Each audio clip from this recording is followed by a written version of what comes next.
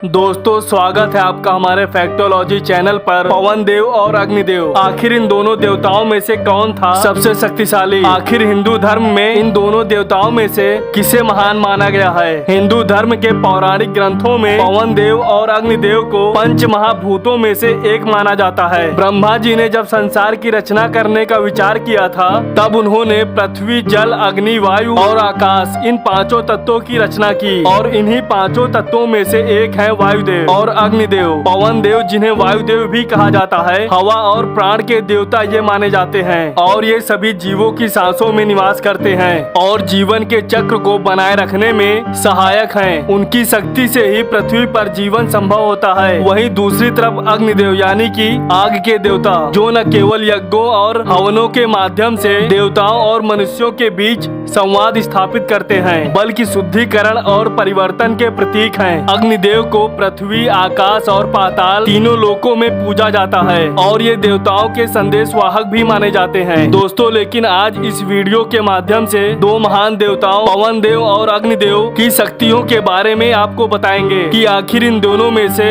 कौन था सबसे ज्यादा शक्तिशाली और किसके पास सबसे ज्यादा शक्तियाँ मौजूद थी। और इन सभी कलाओं का आकलन करने के लिए हमें जाननी होगी कि आखिर इनका जन्म कैसे हुआ और इनकी उत्पत्ति कैसे हुई, वो देवता कैसे बने और उनके पास कौन कौन से अस्त्र शस्त्र दिव्यास्त्र मौजूद हैं। साथ ही साथ उन्होंने कितने सारे युद्ध लड़े और उनके शक्तिशाली शिष्य या पुत्र कौन कौन थे। तो चलिए दोस्तों, सबसे पहले बात करते हैं कि आखिर इन देवताओं की उत्पत्ति कैसे हुई, इनके जन्म कैसे हुए। तो दोस्तों, अगर पवन देव की उत्पत्ति की बात की जाए तो एक पौराणिक कथा के अनुसार ब्रह्मा जी सृष्टि के निर्माण के लिए ध्यान मगन थे। सृष्टि के आरंभ में जब जीवन का कोई चिन्ह नहीं था, केवल असीम शून्य था, तब ब्रह्मा जी ने सृष्टि को जीवित रखने के लिए एक ऐसी शक्ति की आवश्यकता महसूस हुई जो हर प्राणी के श्वास और जीवन का आधार बने। उन्होंने अपने गहरी साधना और तप से अपने भीतर से वायु को उत्पन्न किया और इस तरह वायु देवता प्रकट हुए। दोस्तों, आप जानते हैं कि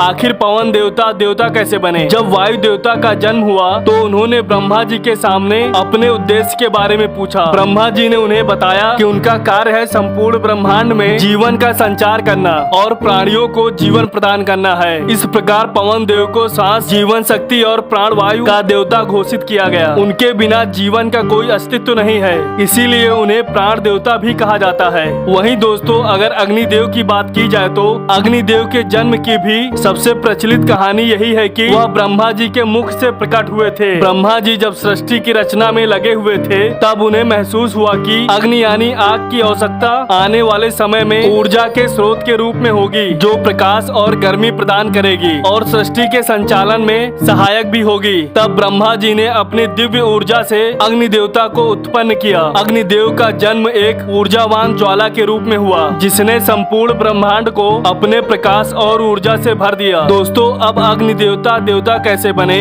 तो ऋग्वेद के अनुसार अग्निदेव की उत्पत्ति तब हुई जब देवताओं ने यज्ञ की शुरुआत की। यज्ञ में अग्नि देवता को आहुति दी गई और तभी से वह यज्ञ के मुख्य देवता बन गए। अग्नि देवता को देवताओं और मनुष्यों के बीच संवाद स्थापित करने वाला माना जाता है, क्योंकि यज्ञ के माध्यम से अग्निदेव आहुतियां को देवताओं तक पहुंचाते हैं और इसीलिए अग्निदेव को यज्ञ का देवता भी कहा जाता है। दोस्तों, आप जानते हैं कि आखिर इन दोनों देवताओं की शक्तियां क्या थी और हमारे हिंदू धर्म में इनकी क्या क्या मान्यताएं हैं। सबसे पहले बात की जाए पवन देव की, तो पवन देव को वायु देवता के रूप में पूजा जाता है। पवन देव की सबसे प्रमुख शक्ति है अनंत गति। वायु की गति असीमित होती है, वह तेजी के साथ चल भी सकते हैं, उड़ भी सकते हैं। उनका वेग किसी भी सीमा में नहीं बंधा होता है। वे हवा के हर रूप के स्वामी हैं, चाहे वह हल्की सी बयार हो या भयंकर तूफान हो या आकाश में मचता हुआ कोहराम हो। वहीं पवन देव की दूसरी शक्ति है प्राण शक्ति। पवन देव को प्राण वायु का स्रोत माना जाता है। वह हर जीव के भीतर प्रवाहित होते रहते हैं और जीवन प्रदान करते रहते हैं। इसके अलावा पवन देव की एक और महत्वपूर्ण शक्ति है, वो है प्राकृतिक आपदाओं पर नियंत्रण। उनका गुस्सा धरती पर भयंकर तूफान और बवंडर का कारण बन सकता है। पवन देव की शक्ति केवल पर्यावरण पर ही नहीं बल्कि मानव सभ्यता पर भी गहरा प्रभाव डालती है। वहीं बात की जाए अग्नि देवता की शक्तियों की, तो अग्निदेव को हिंदू धर्म में ऊर्जा, प्रकाश और शुद्धिकरण के प्रतीक के रूप में पूजा जाता है। अग्निदेव की पहली और सबसे प्रमुख शक्ति है ऊर्जा और शक्ति का संचार। अग्निदेव हर प्रकार की अग्नि के देवता हैं। अग्निदेव की दूसरी शक्ति है शुद्धिकरण। अग्नि को शुद्ध का प्रतीक माना जाता है। अगर अग्नि प्रज्वलित होती है तो वह न केवल अंधकार को दूर करती है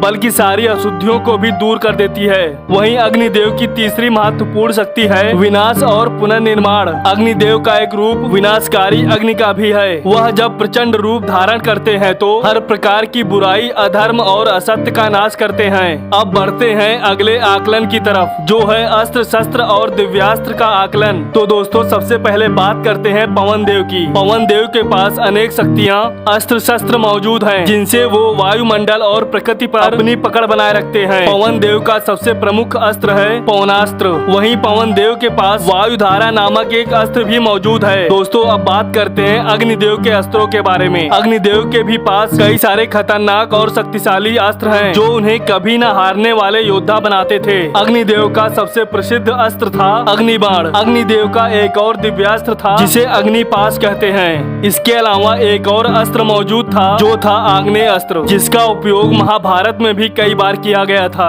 अब बात करते हैं कि आखिर इन दोनों देवताओं की शक्तियाँ कितनी थी, इन्होंने कितने युद्ध लड़े और इनके कौन से शिष्य बेहद शक्तिशाली थे, इनके कितने पुत्र थे, जिनका हमारे हिंदू पुराणों में वर्णन मिलता है। तो दोस्तों सबसे पहले बात करते हैं पवन देव की। तो कहा जाता है कि राम रावण के युद्ध में उन्होंने एक महत्वपूर्ण भूमिका निभाई थी, क्योंकि उन्हीं का अंश यानी कि स्वयं हनुमान जी इस युद्ध में सीधे तौर पर शामिल हुए थे। इस युद्ध में पवन देव ने अप्रत्यक्ष रूप से रावण के विनाश में एक महत्वपूर्ण योगदान दिया था। तो दोस्तों वहीं बात की जाए महाभारत की, तो महाभारत में भी पवन देव का जिक्र मिलता है, क्योंकि उन्हीं के अंश यानी कि भीम ने पांडव के रूप में जन्म लिया और उन्होंने बुराई पर अच्छाई की जीत को हासिल किया। इसके अलावा अगर पवन देव के शक्तिशाली पुत्रों का जिक्र किया जाए तो इसमें हनुमान जी और भीम का नाम जरूर लिया जाता है, जो बेहद ही शक्तिशाली थे। वहीं अगर पवन देव के शक्तिशाली शिष्य की बात की जाए तो वो कोई और नहीं बल्कि हनुमान जी के पिता केसरी थे, जो वानरों के राजा कहे जाते हैं, जो बेहद ही शक्तिशाली थे और स्वयं पवन देव ने इन्हें शिक्षा और दीक्षा दी थी। वहीं बात की जाए अगर अग्निदेव की, तो अग्निदेव ने बेहद सारे युद्ध लड़े थे, जिसमें से एक बेहद मुख्य युद्ध था ताड़कासुर का वध। ताड़कासुर एक बेहद शक्तिशाली असुर था जिसने देवताओं को पराजित कर दिया था, और उस समय देवताओं की सहायता करने के लिए स्वयं अग्निदेव आगे आए थे। इसके अलावा कहते हैं कि उन्होंने महाभारत में खांडा वन में नागों के खिलाफ युद्ध छेड़ दिया था और अर्जुन की सहायता की थी। वहीं अगर अग्निदेव के शक्तिशाली पुत्रों के जिक्र किया जाए तो उनके पुत्रों का नाम पावक, पवमान, सूची और नील इत्यादि। वहीं बात की जाए उनके शक्तिशाली शिष्य की, तो